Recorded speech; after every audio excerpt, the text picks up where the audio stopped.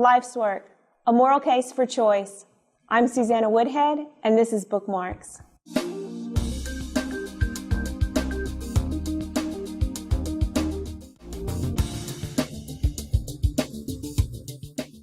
Hello and welcome to Bookmarks. I'm your host, Suzanna Woodhead. Donald Trump and Bernie Sanders, the Syrian refugee crisis, and the ninth graders' bomb clock. I'm Suzanna Woodhead, and this is the Square Circle. Was Junipero Serra responsible for the abuses of the California missions? I'm Suzanna Woodhead, and this is Scholars Mate. Freedom and security, the Second Amendment, and the right to keep and bear arms. I'm Suzanna Woodhead, and this is Bookmarks. I think he's asking you, when is a woman no longer a person? He stated earlier, I believe, and you can correct me, we're having a little bit of trouble hearing you, but I believe he stated that that when does a woman's rights end? When is she no longer a person in reference to the child that's inside of her?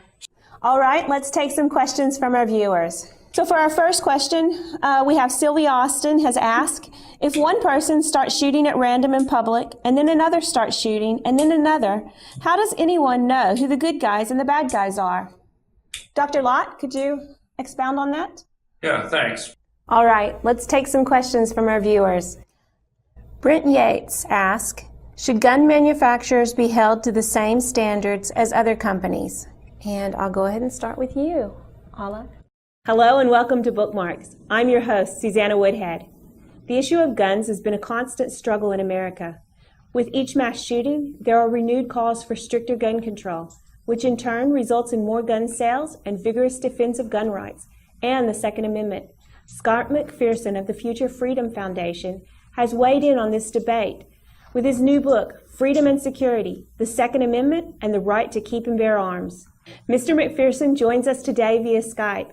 He is a policy advisor at the Future of Freedom Foundation and an advocate of the Free State Project. He lives in Portsmouth, New Hampshire. And joining us to critique the book is James Hedrick. He is a federal government contractor and a PhD candidate in political science at Rice University. He has served as a legislative fellow in the U.S. Senate, a presidential management fellow with the Department of Housing and Urban Development, an agricultural lobbyist, and a Democratic campaign staffer. Gentlemen, thank you both for joining us. Thank you, Susanna. Thank you. Okay, that's all we have time for. Thanks to both our guests, Jonathan Cordero of California Lutheran University and Ruben Mendoza of California State University, Monterey Bay. And thank you for watching Scholars Mate. I'm Suzanna Woodhead. We'll see you next time.